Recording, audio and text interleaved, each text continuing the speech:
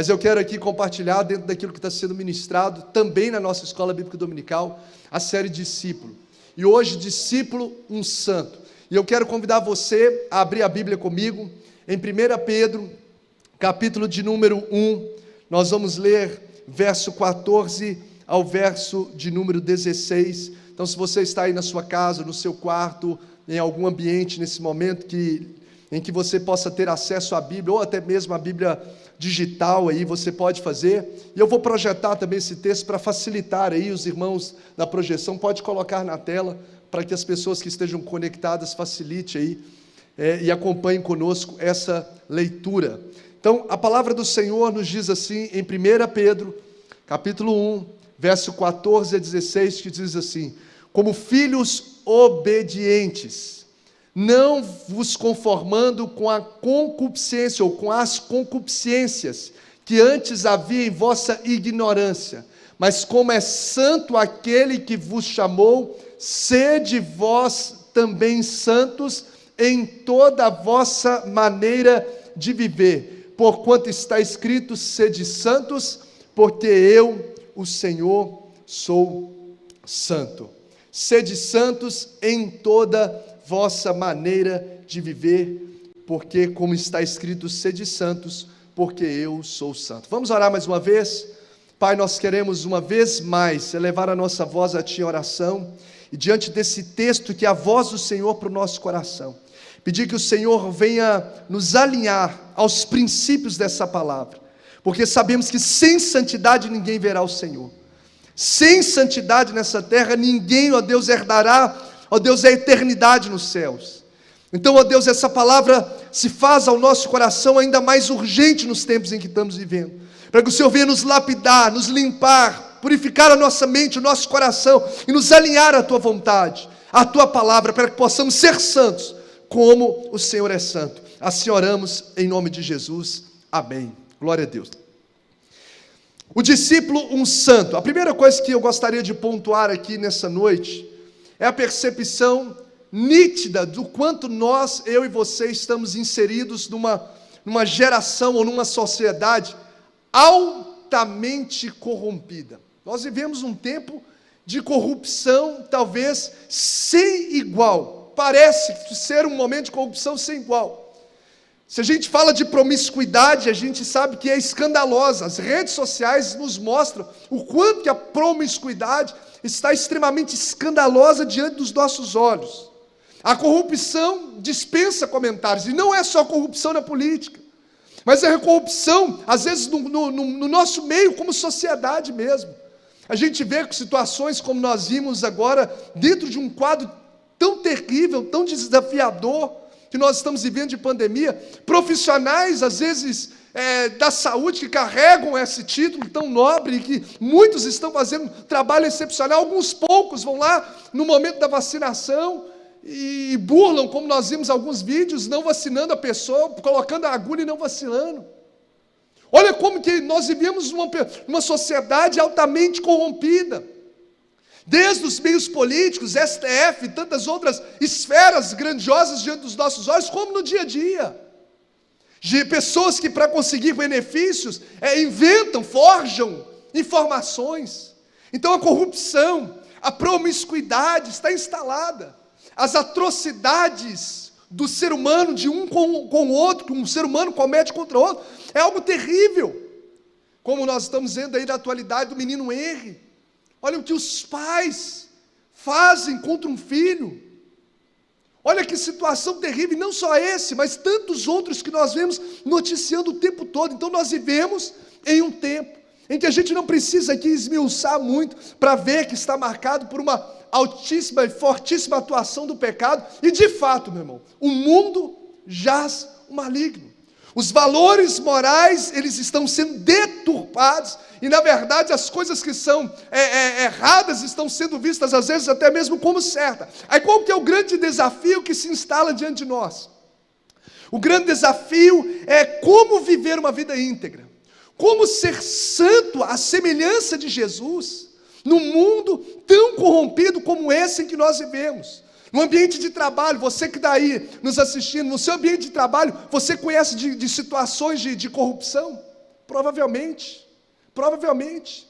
Na esfera de estudo, você já viu situações que burlam regras? Provavelmente. Nós temos visto isso tocando todos os meios da família, nas esferas que a gente vive. E como eu posso ser santo, alinhar a palavra de Deus, o meu coração como Jesus?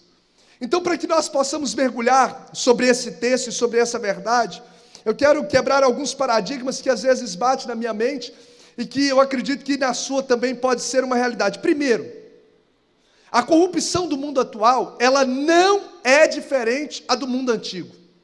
Eu por muitas vezes, pastor Tiago, por muitas vezes eu já li a Bíblia dizendo assim, mas no tempo de Paulo era mais fácil. No tempo de Daniel, não se corromper era mais fácil. Mas isso é por causa de falta de conhecimento. Porque quando você começa a analisar o mundo antigo, ele era tão pervertido como o mundo atual. Talvez, se a gente olhar com detalhes, a gente vai ver que era talvez até mais pervertido do que o mundo que nós vivemos. Tanto que atrocidades de crimes já acontecem desde a primeira família. Irmão assassina o irmão. Caim mata o Abel. A gente já começa a ver o índice de perversidade sexual, Sodoma e Gomorra, tão terrível, que Deus olhou para Sodoma e Gomorra e não viu quantos? Nem 10 justos numa cidade. Imagina olhar para a cidade e não ver 10, vamos colocar na nossa linguagem, 10 crentes, 10 justos, 10 pessoas íntegras. Se tiver 10, eu não destruo. Então o mundo antigo não se difere, melhor dizendo, em perversão, em corrupção do mundo atual. O grito de Sodoma e Gomorra é a realidade do nosso coração. Aí você fala, então isso é no Antigo Testamento, e no Novo Testamento? No Novo Testamento, nos tempos de Jesus, nos tempos de Paulo, não era diferente. O mundo grego-romano que dominava lá o Oriente era um mundo extremamente erotizado. A imoralidade sexual, que hoje se torna normal nas redes sociais, era algo normal naquela época. Homens casados ter amantes era algo comum. As práticas perversas da sexualidade era algo comum no Império Romano. A prostituição era disseminada, tinha cabines nas cidades para prostituição. Então o mundo antigo não se difere, a violência também não se difere. Tanto que Herodes mandou matar crianças abaixo de 2 anos. Coisas que a gente nem vê hoje. Um dito do Herodes só pode matar. Menino menor de 2 anos, pode mandar matar. Olha como que era extremamente violento. Então, se hoje é desafiador viver em santidade, antigamente não era diferente. Por isso que os princípios da palavra e nos chamar para ser santo, como é santo aquele que nos chamou, são princípios eternos, impossíveis. Pela graça de Deus, pela atuação do Espírito Santo. Eu estava lendo alguns historiadores do período do Império Romano, em que diz assim, o Juvenal, um historiador, coloca assim, ele refere-se a uma mulher que tinha, em 5 anos, essa mulher teve 8 maridos. Ele narra sobre a história de uma mulher que em 5 anos teve 8 maridos. No Império Romano, na época ali do Novo Testamento. O Jerônimo, eu vou ler só para que você entenda, irmãos, para que você torne isso uma realidade possível hoje, e que a gente chegue de desculpas, no nosso posicionamento, na nossa vida com Deus. O Jerônimo nos conta que havia em Roma uma mulher que ao casar-se por 23ª vez, 23ª vez que ela casou, na 23ª vez era com um homem, porque ela tinha tido mais de 20 mulheres de relacionamento, na época do período bíblico. Na época do Império Romano, onde os discípulos estavam inseridos, onde Paulo estava inserido, altamente pervertido. Por isso que eu coloquei no início que é uma quebra de paradigma, e a gente achar que nos tempos de antigos era mais fácil. Mas no tempo de Jesus era mais fácil viver em santidade do que hoje. Talvez fosse até mesmo mais difícil, mais desafiador, porque desde que o pecado entrou no mundo, o mundo jaz o maligno. E se Jesus, os discípulos, Daniel, José e tantos homens de Deus relatados na Bíblia, sobre esses períodos terríveis de violência, de prostituição, de corrupção, foram homens que viveram em integridade, Jesus nos chama como igreja para sermos santos, como Ele, o Senhor é santo. É possível nós vivermos em santidade. É possível nós vivermos uma vida que agrada a Deus. E o texto que nós lemos diz: como filhos obedientes, não vos conformando com as perversões, concupiscência que antes havia em vossa ignorância, mas como é santo aquele que vos chamou, está aí na sua tela, sede santos em toda vossa maneira de viver. Então o cristianismo bíblico, ele rompe com o pecado, ele rompe com o mundo, com essa promiscuidade do mundo. O que significa justamente a palavra santo? Tanto no hebraico, kadosh, quanto no grego, hagios, ela significa ser separado. É você não se envolver com essa lama, com esse se enxafurdar a sua vida, como é uma expressão muito dita, nesse lamaçal do pecado. É você de fato ser separado desses sistemas corrompidos. Ser santo é você ser parecido com Cristo. Tem uma frase sobre santidade, eu até li em um dos nossos devocionais de equipe, que desse autor, Larry McCall, provavelmente é assim que pronuncia, e diz assim, viver em santidade. Olha uma forma, uma definição que para mim traz de forma prática a aplicação desse princípio. Viver em santidade é viver para agradar a Deus, em vez de viver para os nossos próprios interesses. Você quer viver em santidade? Aplique essa verdade.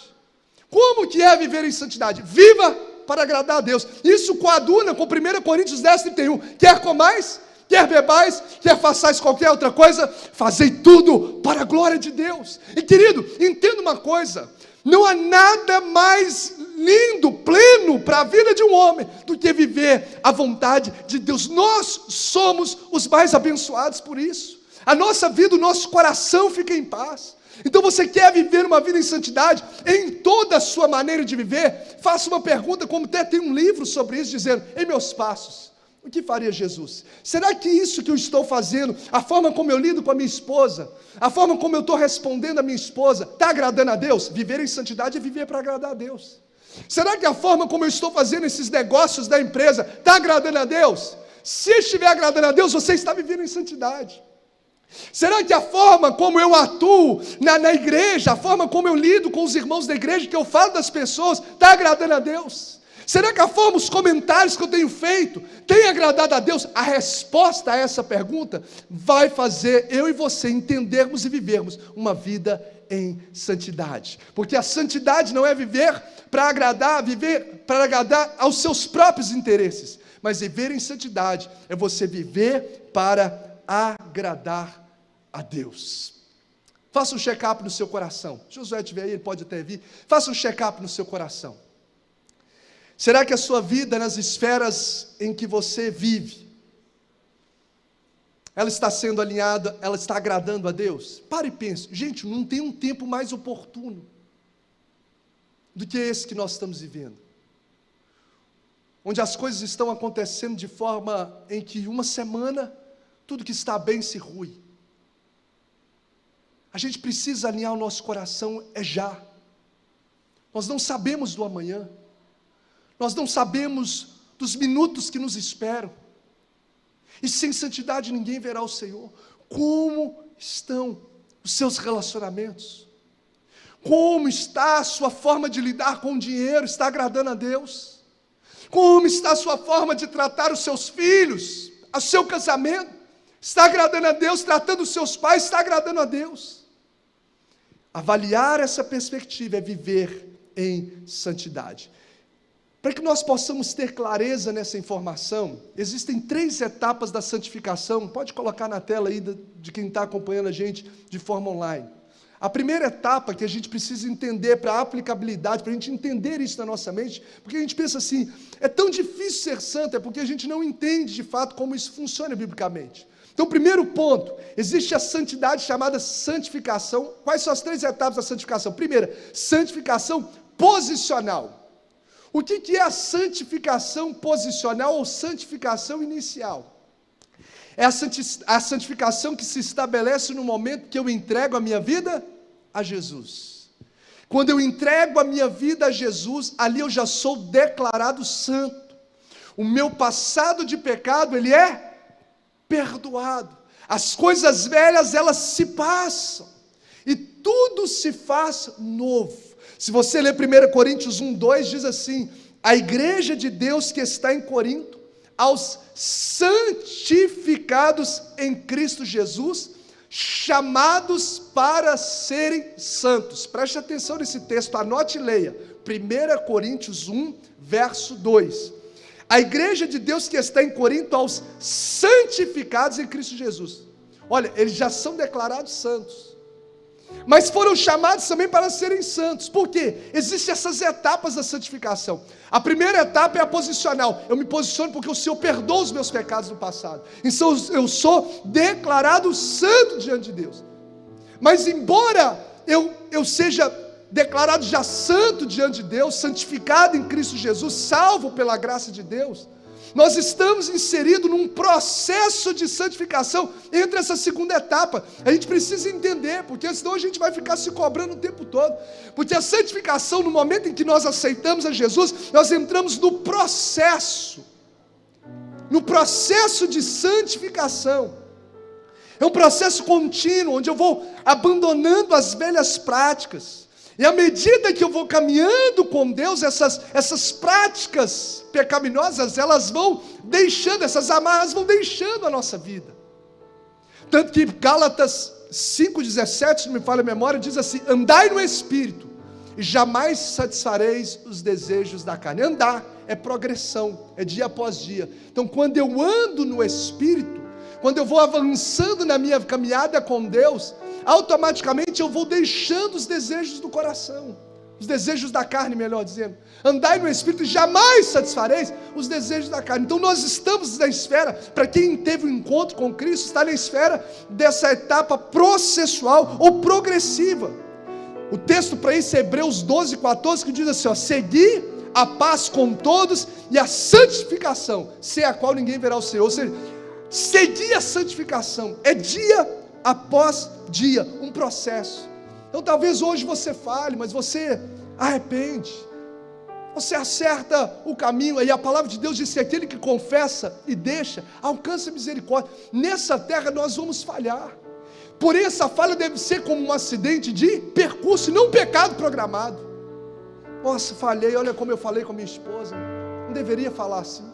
E aí você muda, porque quem confessa, não é só quem confessa que recebe perdão, mas é quem confessa e deixa, alcança misericórdia. Davi cometeu aquele pecado tão horrendo diante dos olhos da sociedade, mas você não vê ele repetindo esse pecado. Ele abandona, ele se arrepende. Então nessa terra nós vamos ter falhas sim. Ser santo não é você ser perfeito, por isso que a gente precisa quebrar esse paradigma. Ser santo como Jesus é impossível. Não, ser santo não é ser perfeito, nós estamos num processo, mas é um processo em que nós vamos crescendo de fé em fé, de glória em glória, vamos desvencilhando das amarras de Satanás e crescendo em Cristo. Agora, se a gente permanece com os mesmos pecados, alguma coisa está errada. E por fim, a terceira etapa da santificação é a santificação definitiva, porque no céu não vai entrar pecado. Quando nós estamos em Cristo, buscando cada dia seguir a santificação, abandonando sempre as práticas que não agradam a Deus, e vamos crescendo na nossa caminhada com Deus, quando a vida nessa terra findar, estaremos numa santidade plena, definitiva, na eternidade. E aí Apocalipse 21:27 diz assim: e não entrará nela, lá na Jerusalém celestial, coisa alguma que contamine e cometa abominação e mentira, mas só os que estão inscritos no livro da vida do Cordeiro. Aleluia. Ou seja, a santidade plena, essa perfeição completa, só na eternidade. Aqui nós estamos no processo. Então é possível viver em santidade? Sim, você está na santidade processual, você está na santidade progressiva, em que você deve cada dia mais se aproximar de Deus, e automaticamente a gente desvencilha do pecado que nos atormenta. É sermos santo, como é santo aquele que nos chamou. Olha só, querido, o que esse texto nos pontua? Eu quero em rápidas palavras trazer para você aqui, ó. 3 características esse texto nos mostra de uma vida sem Cristo. Uma vida sem Cristo, o verso 14 nos mostra aí, é uma vida de ignorância. Uma forma da gente avaliar: será que eu estou em Cristo ou eu estou sem Cristo? Uma vida sem Cristo é uma vida de ignorância. Verso 14 diz: Como filhos da obediência, não vos amoldeis as paixões que tinhas anteriormente na vossa ignorância. Que ignorância é essa? É uma pessoa ignorante? Não.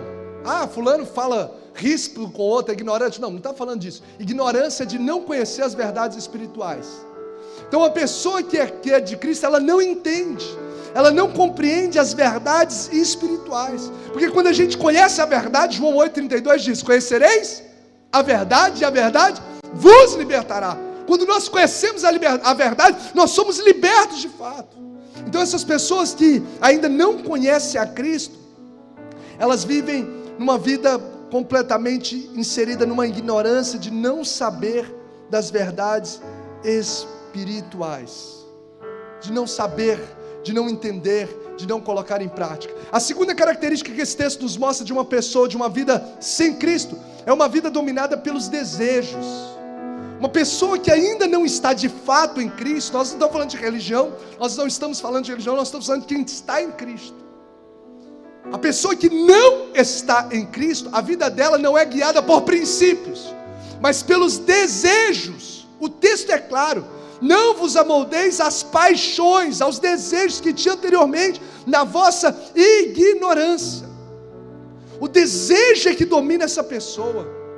O desejo carnal é o desejo de gritar, o desejo de fazer do jeito que ela pensa, e não não importa o que a Bíblia diz, é o que eu quero. Uma pessoa que é dominada pelos desejos e não pelo princípio, é uma pessoa que a vida dela ainda não está em Cristo. O texto diz, o texto é claro: não vos amoldeis às paixões, aos desejos que tinha anteriormente. Se a minha vida ainda é guiada por esses desejos que quebram os princípios, é porque isso é um sinal de que ainda eu não estou em Cristo. Uma terceira característica, o próprio versículo 14 nos mostra, que além de uma pessoa sem Cristo viver uma vida de ignorância, uma vida dominada pelo desejo, ela vive uma vida caracterizada pela futilidade,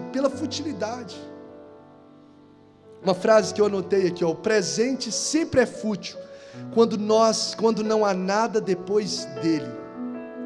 Quando a pessoa vive o aqui e agora, uma vida fútil, sem pensar na eternidade. Que fulano se exploda, que tal situação, estou nem aí.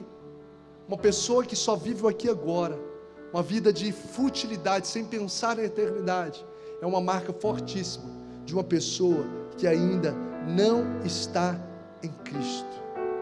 Então faça uma avaliação: será que a sua vida, as verdades espirituais não fazem sentido? Olha nessa tela aí, por gentileza. Uma verdade espiritual ainda não faz sentido para você? São os desejos carnais e malignos que governam o seu coração? Será que é a futilidade, viver uma vida fútil, apenas pensando no aqui e agora, nos prazeres desse mundo, em conquistar as coisas da terra, é o que domina o seu coração? Se assim for, você tem como oportunidade hoje alinhar a sua vida com Deus. Para a gente poder caminhar para o encerramento, eu quero mostrar nesse mesmo texto para você características então de uma pessoa com Cristo. A forma como você olha para o texto, você vê pessoas que sem Cristo, características dela, mas a gente consegue perceber também pessoas que andam com Cristo. Primeiro, uma vida com Cristo é uma vida de obediência. O mesmo versículo 14 diz: como filhos da obediência. Quer saber se de fato, independente se você frequenta a igreja, se você toca no ministério, se você canta, se você dança, se você pula, você quer saber se sua vida está em Cristo? Quem está em Cristo se posiciona como um filho da obediência. O que é obedecer? É você saber e praticar. Obedecer é você conhecer e colocar em prática. Não adianta nada um jovem saber que o namoro precisa ser santo. Eu sei que meu namoro precisa ser santo, e se entrega à promiscuidade sexual no namoro. Saber e não praticar é desobediência. Uma vida com Cristo, os filhos são declarados como filhos da obediência. Saber que não pode fazer tal negócio e faz. Saber que não pode tratar a esposa e o esposo de tal maneira e o faz. Nós estamos portando como filhos da desobediência. Isso não é uma característica de quem está em Cristo, porque o texto é claro em dizer que quem está em Cristo vive como filhos da obediência. Segundo, vive uma vida reverente. O verso 17 a 21, eu não vou lê-lo aqui, mas você pode ler, mostra sobre portar com reverência, porque o nome do Senhor é santo. E reverência não está declarada na roupa que eu visto, mesmo que eu preciso vestir com decência, obviamente, mas a reverência é a minha postura, o meu coração diante de Deus. Tanta gente que não tem reverência no coração diante de Deus. Tantas pessoas que brincam com o altar. Quantas pessoas não têm mais temor a Deus, pecam e não estão nem aí. Já pequei, não está nem aí.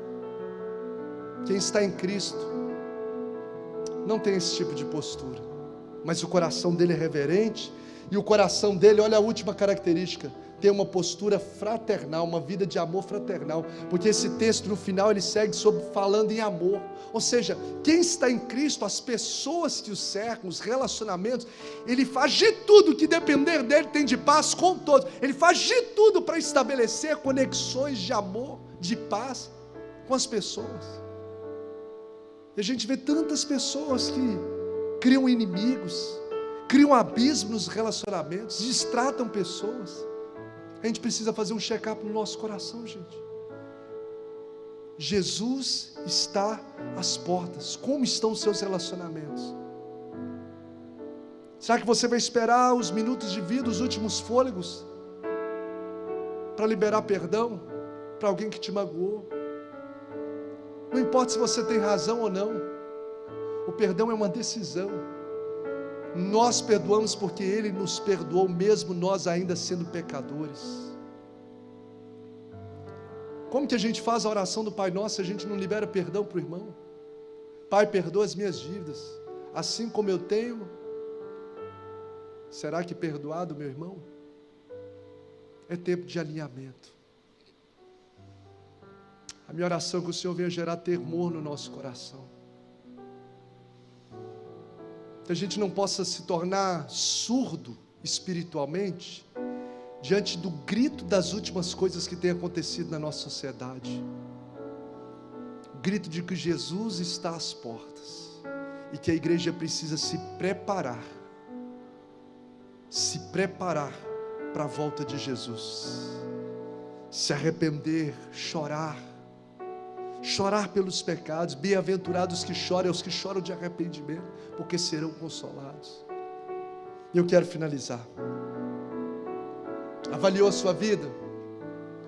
Vou te dar aí 5 motivos para você viver e eu vivemos em santidade. Vou lê-los para você.